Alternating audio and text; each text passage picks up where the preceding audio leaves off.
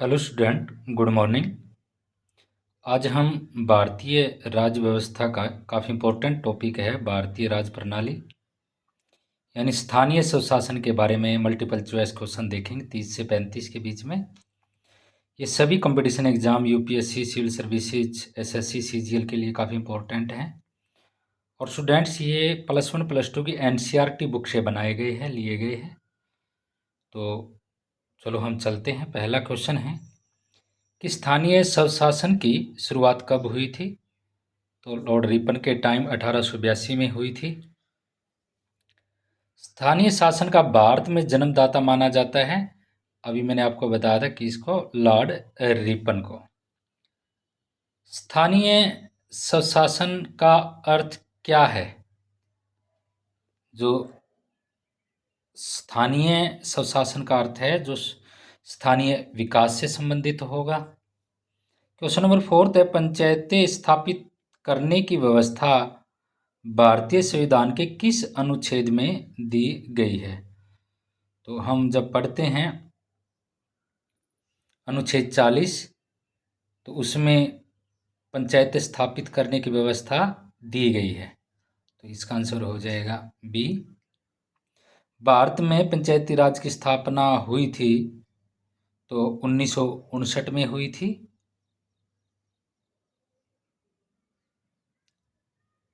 और भारत में सबसे पहले पंचायती राज की स्थापना राजस्थान में की गई थी, नागौर डिस्ट्रिक्ट से।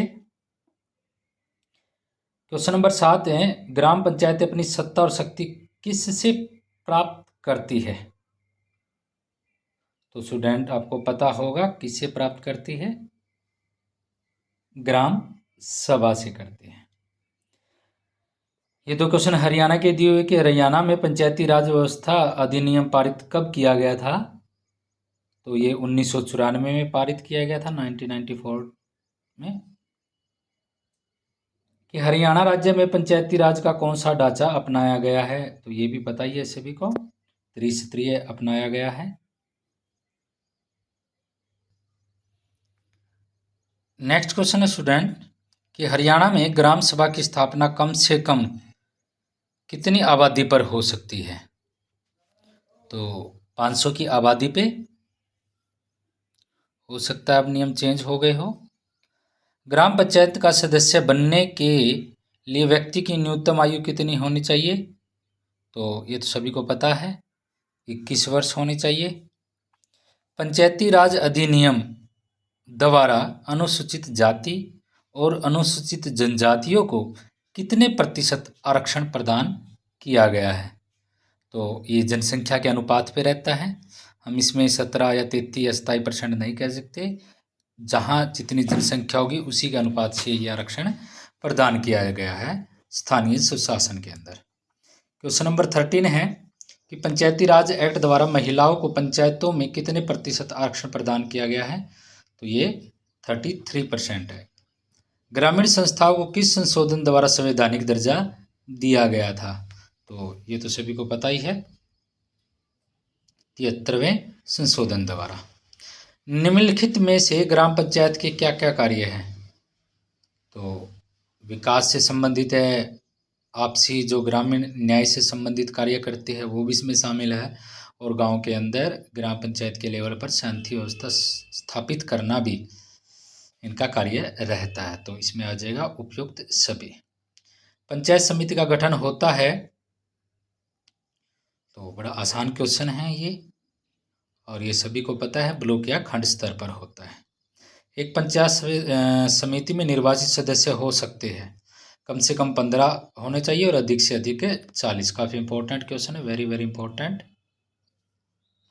पंचायत समिति के चुनाव में उम्मीदवार होने की आयु निर्धारित है, तो ये तो 21 वर्ष है, ये भी सभी को पता है। क्वेश्चन नंबर 20 है स्टूडेंट्स कि निम्नलिखित में से पंचायत समिति का कार्य क्या है?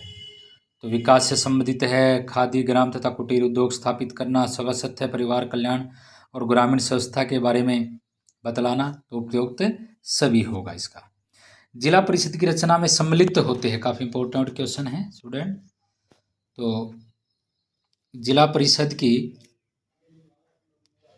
उपयुक्त सभी होते हैं। जिलों के सभी ग्राम पंचायत समितियों के प्रधान भी निर्वाचित सभा सदस्य, संसद सदस्य भी हो सकते हैं। राज्यसभा के सदस्य जहाँ से जिले में निर्वाचक के रूप में रजिस्टर्ड होते हैं, तो उपयुक्त सभी होगा। जिला परिषद के प्रमुख कार्य क्या है? तीनों दिए गए हैं, वो तीनों के तीनों हैं। इसका आंसर हो जाएगा डी।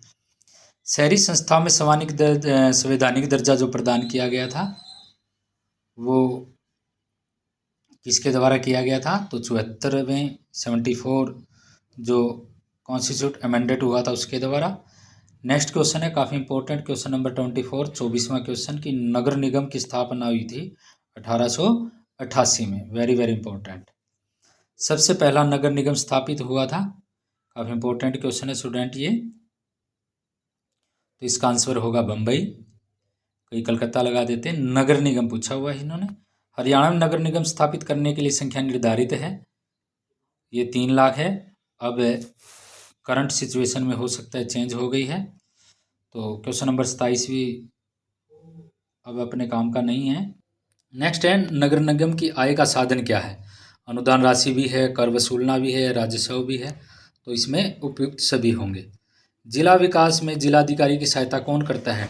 डीडीसी भी करता है, डीडीपीओ भी करता है, ब्लॉक डेवलपमेंट ऑफिसर भी करता है, तो इसका आंसर हो जाएगा डी। 30वां क्वेश्चन है जिला नियोजन समिति कार्य करती है? जिला स्तर पर करती है, ब्लॉक स्तर पर नहीं करती। बीडीपीओ करता है कार्य, और राज्य स्तर पर भी नहीं करती। राज्य योजना बोर्ड के गठन की सिफारिश की थी योजना आयोग ने, जो अब बदल चुका है। तो स्टूडेंट ये काफ़ी इंपॉर्टेंट क्वेश्चन है, आप इनको बार बार देखते रहिए, पढ़ते रहिए। 100% चांस है कि आपको ये थोड़े से टाइम में ही तैयार हो जाएंगे।